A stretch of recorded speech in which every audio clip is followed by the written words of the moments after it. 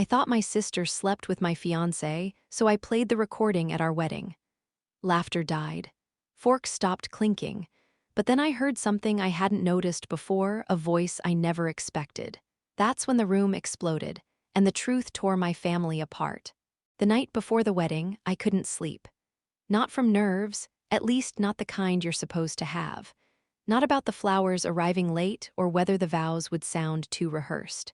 I was lying awake because there was a file on my phone I hadn't stopped playing. A recording, anonymous, dropped into my inbox 3 weeks ago with no message, no subject line. Just an MP3 file titled You Should Know. I'd listened to it 100 times. Maybe more, moaning, a whisper, a pause, then his voice, Ethan's, low and unmistakable, saying something soft and filthy. Then the response. Another whisper, a laugh that I couldn't unhear. It sounded like her. Leela, my little sister. 2 years younger, a little louder, always the one who people noticed first.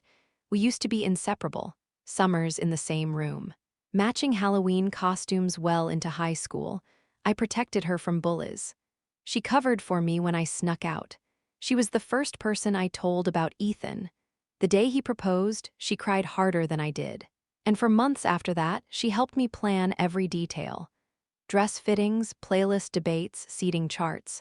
She made the speech for the rehearsal dinner, rewrote it 3 times. Said it had to be perfect for my favorite person. But after the recording, nothing felt perfect. I didn't say anything to her, not when she sat next to me scrolling through centerpiece options. Not when she hugged me and said, "This is going to be the best day of your life." Not even when she pulled me into a last-minute girls' night 2 nights ago with the bridesmaids and joked, "You sure you're ready for forever?" I stared at her for a second too long. She didn't notice. My maid of honor, Brielle, noticed something though. She caught me zoning out that night and said, "You okay? You've been quiet lately." I told her I was tired. She nodded, but her eyes stayed on me. I wasn't just tired. I was unraveling slowly, silently. There was no proof the voice in the audio belonged to Leela, but there was no proof it wasn't. And once you hear something like that, it doesn't leave. It eats. It chews at every memory. It infects every laugh, every glance. I didn't ask questions. Because if she lied, I'd never look at her the same. And if she didn't lie and Ethan had been with someone else entirely, that meant I'd been building a future with a stranger who kept worse secrets than I could imagine. So instead, I kept planning, kept smiling, kept nodding when people said I was glowing. But underneath the silk robe and the smile and the final checklist on my phone, I had one plan of my own. I was going to press play. The day the recording arrived, I was at work. No message, no sender, just the file sitting in my inbox like a ticking bomb. I almost didn't open it, thought maybe it was spam or some glitch. But the title stopped me, You Should Know. It started with background noise, soft, distorted, like it had been recorded through a wall. Then a sound I recognized far too quickly, Ethan's voice. He was laughing, saying something muffled. Then a woman, breathy, close, answered with something low and intimate I couldn't make out. More shifting. Then moaning. Then Ethan again, whispering something awful in a tone I'd never heard him use with me. I paused it, sat back in my chair, stared at the screen. Then I played it again, louder this time, headphones off. My office door was shut. I heard it, the woman's voice. Familiar, too familiar. A giggle that tugged at something deep and ugly in my stomach. Like it had been pulled from years of inside jokes and childhood sleepovers and long car rides with the windows down. I heard it again and again. I didn't know what I was listening for exactly. Confirmation, denial. A reason to say this isn't her, it can't be her. But every time I heard that laugh, my throat tightened.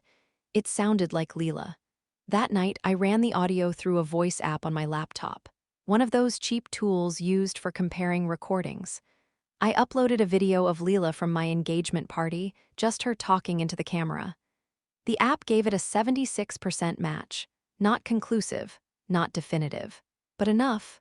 Enough to rot every moment between us since Ethan entered my life. Enough to turn every compliment she ever gave me into a question mark. Enough to sit in my gut and fester. I didn't confront her, didn't scream at Ethan, didn't storm into anyone's room or call anyone crying. I did something worse. I saved the file, labeled it plainly, Reception MP3. I told the DJ I'd be handling the playlist myself, that I had one special track I wanted played right after the toast. No substitutions, I said. This track, this time. He nodded, completely unaware. Every night after that, I listened to it again, and I made myself feel nothing, because I didn't want to give them the satisfaction of knowing they broke me. I wanted them to remember how I broke the room. There were moments I almost said something. Tiny cracks in the mask. When Ethan kissed my forehead after our cake tasting and said, "You're too quiet today." When Leela asked if I wanted help writing my vows, and I mumbled something about doing it alone. When Brielle cornered me during the dress rehearsal and whispered, "If something's off, tell me now." I didn't not once, because saying it out loud made it real. And real meant wreckage, immediate, unavoidable. No ceremony, no first dance. No closure, just a crater in the middle of everything I'd been building for the last 2 years. I needed more than that. I wanted the truth to land like a hammer, in public, inescapable. No private sobbing behind locked doors. No tidy breakup announcement posted weeks later. I wanted them to feel what I felt, exposed, stripped down, watched. So I said nothing. I let Ethan send me goodnight texts. I let Leela coordinate bridal sweet snacks. I let the group chat stay alive with emojis and dress emojis and countdowns. And at night, I stared at the ceiling and repeated one line in my head, "They don't know what's coming." I didn't feel powerful. I felt hollow. But that hollowness kept me steady. The hardest part wasn't the pretending, it was the near misses. Like the moment Ethan handed me my ring box at the rehearsal dinner and kissed my knuckles in front of everyone. I almost dropped it, almost pulled my hand away. But I didn't. I smiled. And when Leela stood to give her speech, glowing in her deep green gown, voice trembling like this really meant something to her, I clenched my nails into my palm until I drew blood. She thanked me for trusting her, for choosing her. She had no idea what I'd chosen. The day before the wedding, Brielle caught me alone while I was adjusting my veil. "You've been holding something back," she said. "I know you." "What is it?" I looked at her in the mirror, and for half a second I almost cracked. But then I said, "Tomorrow will be perfect." And it would, just not the way anyone thought. The morning of the wedding, the sky was clear. No rain, no wind. No excuses. I woke up in the hotel suite to soft knocking and the sound of Leela's voice outside the door. She was already dressed in her satin robe, hair pinned back, holding 2 iced coffees. "You're not allowed to panic today," she said, handing one to me. "That's my job." I took it, sipped, nodded. She didn't notice my hand shake. The bridal suite filled quickly, bridesmaids filtering in, makeup artists unpacking, photographers adjusting lighting. Leela took charge just like she always did. Adjusting dresses, checking timelines, fixing my hair when she thought the part was off-center. "You're glowing," she whispered. "I'm so happy for you." I stared at her for a second too long. Again. But she didn't flinch. Ethan arrived late to the venue. Smiling, charming, dressed to the teeth. He walked straight up to me before the ceremony, eyes soft. "You okay?" he asked, brushing his thumb along my arm. "Perfect," I replied. He kissed my cheek. "I can't wait to be your husband." The word made my stomach twist. The ceremony went off without a hitch. The guests smiled, the vows landed, the kiss looked real in the photos. Leela stood beside me, bouquet in hand, beaming like none of this would end in fire. Afterward, during cocktail hour, Brielle pulled me aside. "You're sure you want to go through with it?" she asked. "You still seem far away." I smiled. Not far, just focused. She didn't press. Dinner moved quickly. Toasts, laughter, a few too many clinks of glass for a kiss. The DJ gave me a nod from the booth, our agreed signal. It was time. I stood from my seat and tapped my glass. "Before our first dance," I said, voice clear, calm, "I want to thank everyone for being here. It means more than you know." I looked across the room, at Ethan, at Leela, at my parents, at the people I'd invited into this story. Then I added, "There's one more thing I'd like to share." I pulled out my phone, walked it over to the DJ. "Play this," I said, handing him the file. He looked confused. "You're sure? Just press play." I turned back to the room and waited. The sound system clicked. Feedback buzzed. Then the moaning began. At first, they laughed. The opening seconds were muffled, the kind of scratchy, awkward audio that made people assume it was a prank. A joke, some wedding gag gone wrong. There were chuckles, nervous glances. Someone clinked a fork against a champagne flute and said, "What is this, a blooper reel?" Then the laughter died. Ethan's voice came through, unmistakably clear. A gasp cut through the room. Then came the woman's voice. Breathy, close, too close. A few people turned to look at Leela. Her face froze. Fork in hand midair, she didn't blink, didn't move. Someone whispered, "Is that?" I stood at the front, unmoving, hands clasped, watching every face. The crowd was locked in, silent, breaths held. Then came Ethan's voice again, lower now. "You know she doesn't know. You're just like your mother." That line hit the room like a dropped bomb. Chairs scraped back. Someone at table 7 stood up. Leela dropped her fork. The clatter sounded louder than it should have. And me, I stood still. But my heart stopped. Because that one sentence was not in the hundreds of times I'd played this recording before. I never heard that line, not once. It hadn't registered. Or maybe I'd tuned it out, too focused on the sounds, the timing, the betrayal I thought I already understood. But now I was hearing it with the room, with everyone, all of it. And the voice that responded next, it wasn't Leela. It was older. Lower and far too familiar. I heard my own whisper too, just under my breath. No, no, no, no. Because suddenly, this wasn't just about a sister. It was about something far worse. The moment the second voice spoke again, I felt the room tilt. Not literally, but the floor didn't feel stable anymore. The sound came through clearer this time, not Leela's soft lilt, not her breathy laugh. This was heavier, seasoned. A voice I'd grown up hearing. A voice that once read me bedtime stories. A voice that still called every Sunday. My mother's. Someone near the back gasped. Another dropped a glass, it shattered against tile, but no one turned. All eyes were locked on me, or the speakers, or the newlyweds frozen in their seats. Ethan didn't move. His smile was gone. Leela looked sick. I kept staring forward as if I could rewind the moment with my eyes. The recording went on. Moaning again, a laugh. Then Ethan whispering, "Don't say her name, just keep your mouth on me." And then the woman, my mother, saying softly, "You're just like your father." My knees nearly buckled. A waiter in the corner had stopped mid-step, tray trembling. My father, sitting 3 rows from the front, shot out of his chair. "Turn it off," someone yelled. But I didn't move. I couldn't. The truth I thought I knew, Leela and Ethan, it was nothing compared to this. Nothing. Because now I wasn't the woman who'd been cheated on. I was the daughter of a mother who had slept with my fiancé. And the worst part, I played the recording. I invited them all here. I built the stage for my own destruction. And now the whole room was listening. The voices on the recording faded, but their echo stayed lodged in the room. No one was eating anymore. No one moved. The track ended with one last breathy sound, a low, satisfied sigh that I now recognized with terrifying certainty. Then silence. No music followed. Just the hum of the speakers and the dull roar of blood rushing in my ears. I didn't speak. I couldn't. Leela turned to me, eyes wide, lips parted like she wanted to form a question but didn't know where to start.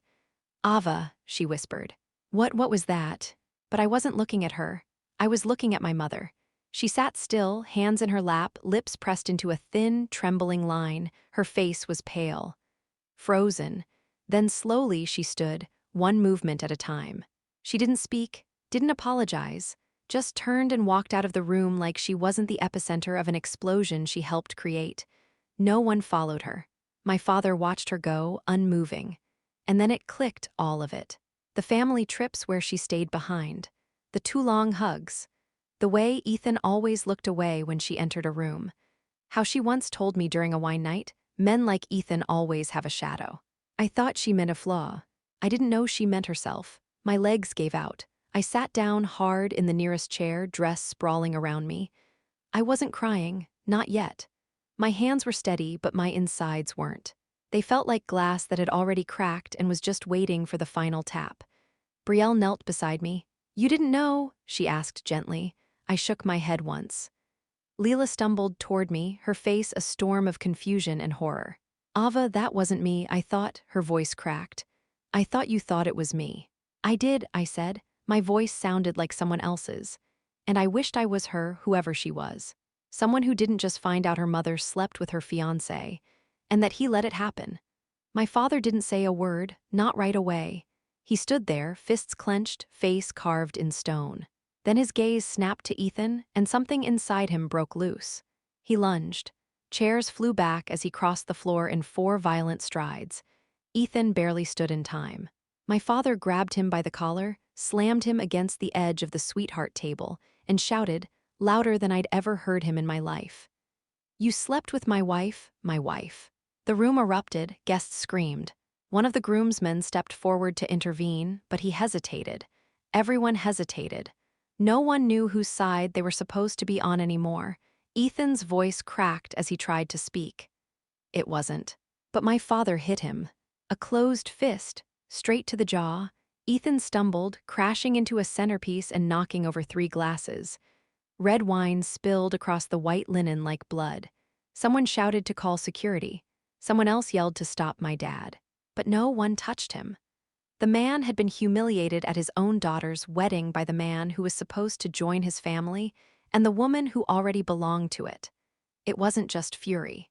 It was betrayal layered on top of years. "History, you looked me in the eye," my father barked. "You shook my hand. You came into my house and smiled at my daughter." Another punch. This time, Ethan hit the ground.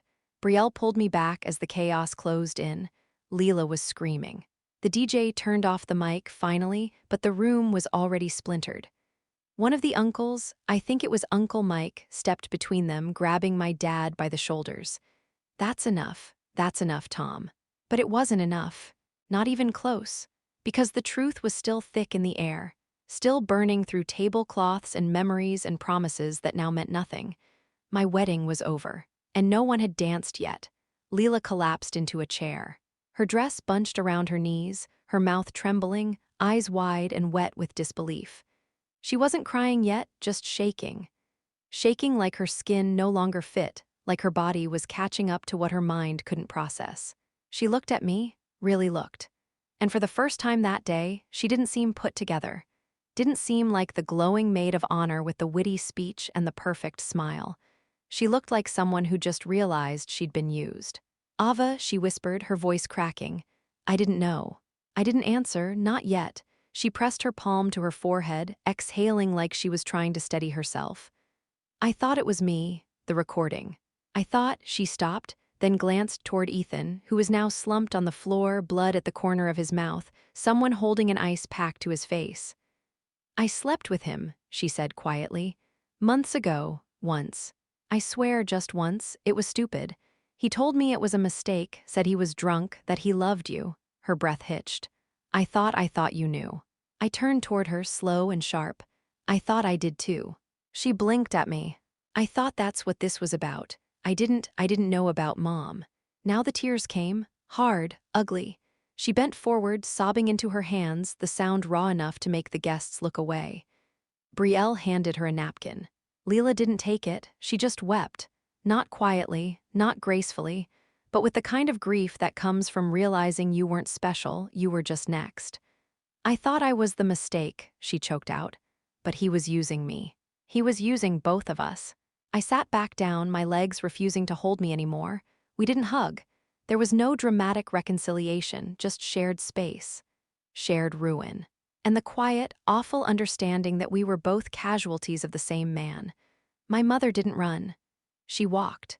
Straight-backed, heels clicking against the venue floor like she was leaving brunch early, not a wedding in shambles.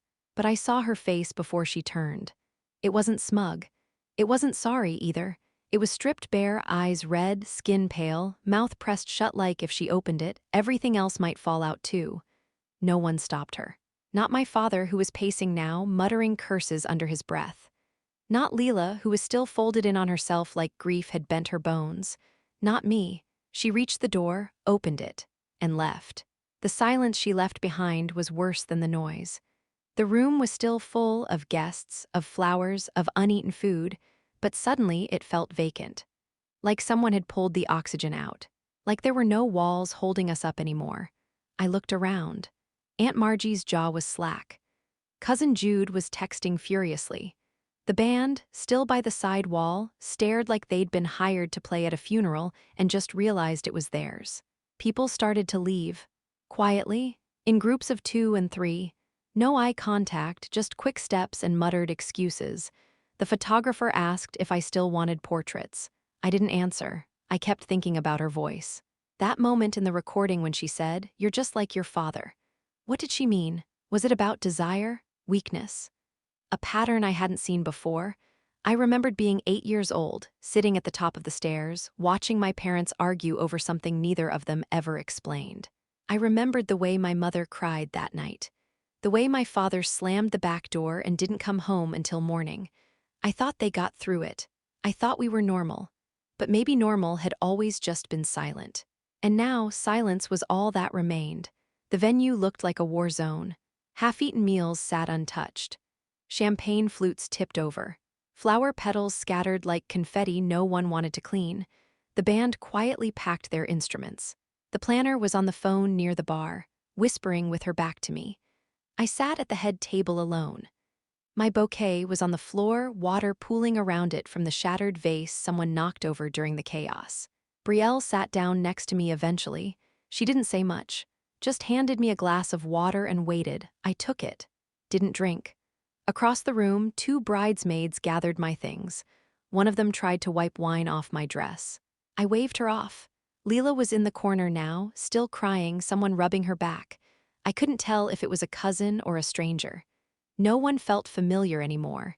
Ethan hadn't moved from the floor. Someone gave him a chair. He sat there bleeding, red staining the collar of his white dress shirt. His hands were in his lap. He didn't look at me. Didn't look at anyone. He looked like a man who had finally realized the crowd was real. My father was outside now, pacing, phone to his ear. I'd never seen him cry, not even when his brother died. But his face through the window was contorted, the kind of expression men fight hard not to show in public. Inside, the buzz of whispered conversations started again. People speculating, filling in blanks. I could hear them. Did you hear what she said? Her mother, it was her mother. And the sister, too. Jesus. That girl's never going to recover from this. But I wasn't breaking. Not now. I'd already done the hardest thing. I'd pressed play. Everything else, the wreckage, the humiliation, the empty stares, that was aftermath. That was noise. And eventually, even noise fades. My father came back inside with slow, uneven steps. He didn't look at anyone. Just walked straight to me, knelt beside my chair, and sat back on his heels like he couldn't trust his legs to hold him anymore. For a moment, he didn't speak. His hands shook slightly, resting against his knees. The same hands that used to fix my bike, that used to hold my backpack on the first day of school. Now they looked older, worn. I didn't know, he said quietly. Not this, not Ethan, not tonight. I didn't look at him. He continued anyway. But I always suspected something with your mother years ago. There were patterns, late nights. Excuses, he swallowed hard. I asked her once if she was seeing someone. She said I was imagining things. I believed her, or I wanted to. I glanced at him then, just once. She cheated before, I asked. My voice didn't sound angry. Just tired, he nodded slowly. Once, maybe more, I never had proof. I let it go because I thought, he paused. Because I didn't want to be the man who couldn't keep his family together. His eyes found mine. I didn't protect you from this, he said. I didn't even see it coming. Neither of us cried. There was no room for tears, just the slow settling of dust. He sat next to me on the floor now, his suit pants creased, his tie crooked. A man no longer trying to perform strength, just sitting in the same ruin I was in. We didn't hug. But for a few minutes, we didn't need to speak either. We both understood what had been broken wasn't just my wedding. It was the image of the family we thought we had. Ethan tried to speak once the crowd had thinned. Most of the guests were gone now, just a handful of family still hovering near the exits, unsure if they should stay or vanish too. The DJ had packed up. The lights were dimmer, the air heavier. Ethan stood a few feet from me, one hand holding a napkin to the corner of his split lip. I want to talk, he said quietly, like we were still inside some fragile thing that might be repaired. I looked at him, not with rage, not even with disgust, just disbelief. Talk, I said, go ahead. He hesitated, like he hadn't expected permission. It wasn't what you think, he began. I laughed, not because it was funny. Because it was insulting. You slept with my sister and my mother, I said flatly. Which part am I misunderstanding? He opened his mouth, closed it, tried again. Leela, it was a mistake, I was drunk. It just happened. Brielle, still sitting near me, scoffed under her breath. Ethan ignored her. As for your mom, he paused, breathing in like he could soften it. It was complicated.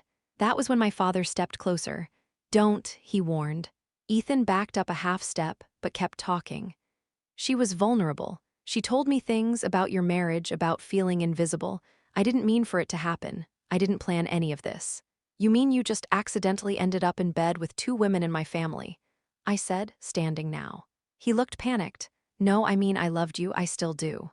Loved me while you were in my mother's house, in her bed or mine. His face fell. I made mistakes, he said quietly. I was confused. I cared about all of you in different ways. Brielle stood now too.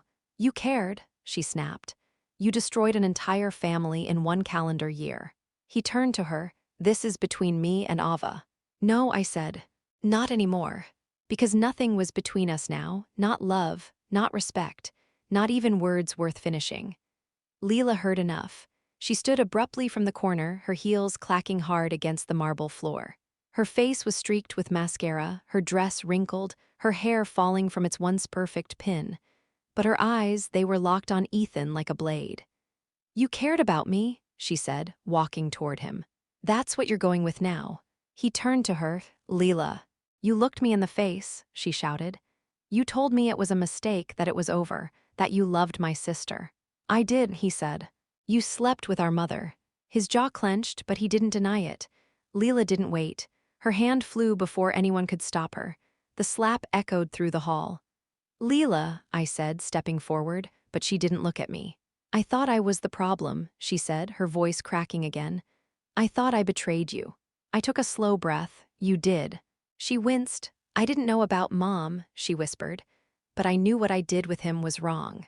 And I was too selfish to care. I told myself it didn't count if it was just once, if it didn't mean anything. Ethan started to speak, but she cut him off. Don't. I don't want your voice in my head anymore. She turned to me then, steady, exposed. I don't expect you to forgive me, I wouldn't, but I swear I didn't know it was this deep. I didn't know he was this. I didn't answer right away. The pain hadn't faded, but something in her voice, the rawness, the way it trembled but didn't hide, kept me from turning away. We can hate him together, I said finally. That's all I've got right now. She let out a breath. That's more than I deserve. We stood there, 2 women stripped of everything they thought they knew about love, about family, about each other. But side by side, finally, instead of across the fire. She came back 3 days later. No call. No warning, just a knock on the door. I didn't answer right away.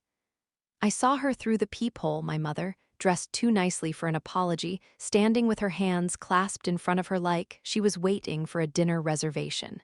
Leela stood behind me. She'd been staying at my place since the wedding. We didn't talk about it much. We just existed in the same quiet space, eating takeout, watching TV without speaking, drinking wine like it was medicine. Now she stood frozen near the hallway, staring at the door. Do you want me to open it? I asked. No, she said, but I think you should. So I did. My mother didn't smile. She didn't speak. Just looked at me like she was calculating how much damage was visible from the outside. I'd like to talk, she said softly. Both of you. I let her in. She sat on the edge of the armchair like she didn't want to stain it. Leela stayed standing. For a full minute, none of us spoke. Then she exhaled and said, it wasn't supposed to come out like that. I raised an eyebrow, so it was supposed to come out some other way. Her voice cracked. No. I mean, it wasn't supposed to come out at all. Leela crossed her arms, so we were never going to know. My mother looked down. It was a mistake, a horrible, selfish mistake. Once I asked, or more. She didn't answer right away. Twice, she whispered. Leela sat down slowly. Twice with him, that's all it took to set fire to our entire family. I know, our mother said, tears welling now. I know what I did. I don't expect you to understand. Or to forgive me. You slept with my fiancé, I said, while helping me pick out centerpieces. Her lips trembled. I was lonely. I felt invisible. He saw me. Leela scoffed. He used you. I know that now. She looked at me. You have every right to hate me. But I came here because I needed you to know I don't hate you. I failed you. I failed both of you. And I'll live with that. She stood, unsure of what to do next. Then she said, when you're ready, I'll be here. And she left again. This time, we didn't stop her. We didn't speak for a while after she left. Not that night, not the next morning. Leela sat on the couch, scrolling through her phone like it could distract her from what was already living under her skin. I folded laundry I didn't care about. We moved around each other like ghosts, not angry, just stunned. But the silence didn't last. 3 days later, I found it. A message thread. I wasn't looking for it. I'd gone into Ethan's old iPad to remove my account from our shared calendar, and there it was, buried in the text app, synced from his phone, carelessly left behind.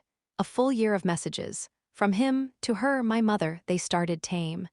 Dry, she'd asked him about a wine pairing for his dinner with me. He'd responded with a joke, then emojis, then compliments, then lines that made me want to throw the iPad across the room. You're so much warmer than her. Wish we could talk like this without pretending. Let me know if he's home. I miss your mouth. I printed them, every one. Then I brought them to Leela. She read in silence. Lips pressed tight, eyes scanning faster and faster. Do you want to stop? I asked. No, she said. Keep going. Because it got worse, there were receipts, hotel bookings, Uber rides from my mother's office to Ethan's apartment, during times I thought he was out running errands. A message where he told her, you should have left Tom years ago. We could have had something real. And a photo, one she'd sent him. She was in the wedding guest dress. The one she wore the night she toasted to Ethan joining our family. She'd taken a mirror shot in it, captioned, do you think she'll notice I wore it for you? Leela dropped the page. Burn it all, she said. I didn't argue. We didn't talk about forgiveness. We talked about rot. And how long it must have been growing before any of us noticed the smell. The story spread faster than we could contain it. By Monday morning, the texts had leaked. Someone had recorded the reception, not just the audio, but the crowd's reaction, the fight, the collapse of everything in real time. It hit social media like gasoline meeting fire. A bride plays recording at her wedding, finds out fiancé slept with her sister and her mother. People didn't believe it at first, said it had to be fake, too dramatic, too cruel. But then names were attached, screenshots, threads, speculation, and then sympathy. The internet took sides. Some called me brave, others said I was vindictive. A few asked why I waited until the wedding. Most just watched the video on repeat, the exact moment where Ethan's face dropped, the crowd went silent, and my mother slipped out the back door. I went private on everything, deleted old posts, changed my email. Still, it followed me. Extended family texted things like thinking of you and we're shocked, so shocked. Some reached out just to confirm details. One cousin had the nerve to ask if I'd be selling the rights for a docuseries. At work, people stared. My boss, Janine, called me into her office with an awkward smile and said, no pressure, but if you need time off. Or just a break from all the noise, we can support that. Translation, your personal life is now viral. Coworkers passed by my desk with 2 casual hellos. Someone left a note on my monitor that said, you're stronger than you know. I didn't feel strong. I felt exposed. Leela deleted her social accounts altogether. She went to her first therapy session 2 days after the video dropped. When she came home, she said nothing. Just handed me a paper cup with tea and curled up beside me on the couch like we were kids again. Neither of us asked if Mom had tried to reach out again. We didn't want to know. Because the world outside had turned our pain into content. And inside, we were still trying to clean up what was real. The annulment was filed by Friday. It was cleaner than I expected, faster, too. No drawn-out court dates. No arguments over property. The marriage had barely lasted long enough to register as one. Ethan didn't contest it. He tried to call once. I let it ring. Then he emailed. Subject, please, body. Ava, I know you won't believe anything I say, but I need you to understand I wasn't well. I didn't know who I was. I was desperate for connection. I messed up. I broke everything. But I never stopped loving you, not even for a second. I read it twice, then a third time, and then I hit reply. Subject, no, body, you loved the access. You loved the attention. You loved what you could take and still be clapped on the back for being the good guy. You don't miss me. You miss the performance. Don't contact me again. I didn't wait for a response. I didn't check to see if he read it. It wasn't for him, it was for me. To know that I had said the thing that mattered, without screaming, without needing him to understand, just enough to make it final. The dress had already been donated. The ring, pawned. I'd used the money to cover Leela's first 3 months of therapy. She didn't know that. I didn't need her to. The florist sent a kind note refunding half the balance, said she'd never seen anything like it. I told her I hoped she never did again. The venue asked if I wanted to rebook for a different event. I told them no. There would be no second show, no take two. This story had ended exactly the way it should have in daylight, with truth too big to bury. Healing didn't look like we thought it would. There was no big speech, no perfect moment. Just a series of quiet nights where we both stayed. That was enough. Leela didn't move back home. She found a small studio across town, one window, no real kitchen, but it was hers. The first night she spent there, she texted me, made pasta, burned it. Still proud, I didn't reply. I just showed up with garlic bread and wine. We didn't talk about Ethan anymore. We didn't talk about Mom, either, not in detail. Sometimes we circled it, brushed the edges. Leela mentioned she reached out once just to say she'd started therapy. Our mother responded with 3 words, "Thank you, I'm sorry." That was it. We weren't rushing anything, but we were rebuilding. One Thursday night, Leela came over with a box of old photos, childhood birthdays, family road trips. The kind of pictures that used to look warm but now looked hollow in the corners. She handed me one of us in matching pajamas, maybe 7 and 9. "You always took the top bunk," she said. "You always took my lip gloss." She laughed, then she got quiet. "You really thought it was me, didn't you, on the tape?" I didn't lie. "Yes," I said, "for a long time." She nodded. It hurt. But I understand why. There was no grudge in her voice, just sadness. The kind you carry, not the kind you throw. We sipped wine in silence after that. And it struck me the version of sisterhood we had now wasn't the shiny kind. It wasn't clean, it didn't sparkle. It was weathered, cautious, earned, but it was real. A year later, I barely recognized the woman in the mirror. Not because she looked different, though she did. The dress I wore today wasn't white. It wasn't fitted for a moment meant to be remembered. It was soft, comfortable, chosen only for myself. My hair was shorter, my face more bare, but what had really changed was behind my eyes. There was still hurt there, yes, but it didn't own me anymore. I was living alone now, in a 1-bedroom with a view of the park. I watered my plants. I took long walks. I started journaling again, not for drama, not for memory, but just to hear myself think. To reclaim my own voice after it had been swallowed by everyone else's. Leela was still in therapy. She'd come a long way. She never asked for praise, but I gave it anyway. She visited often. Sometimes we talked. Sometimes we just sat on the floor with wine and old movies. There were gaps in the conversation, but not in the love. Mom was still gone. She sent birthday cards, typed notes, never called. Sometimes I read her words. Sometimes I didn't. My father came over last week and installed a new lock on my door. Didn't say much. Just handed me the key when he was done and kissed my temple before leaving. It was the closest thing to forgiveness we ever gave each other. The wedding was a story now. One people still brought up in whispers. One people tagged friends in on TikTok. But for me, it was background noise, not the headline anymore. I wasn't a bride anymore. I wasn't a daughter defined by betrayal. I was a woman who survived what should have broken her. And this morning, as I sat on my balcony, pen in hand, I wrote 6 words I never thought I'd write without bitterness. Thank God I pressed play early, and then I turned the page. Thank you for watching. Please do not forget to like, comment, share, and subscribe. I love you all.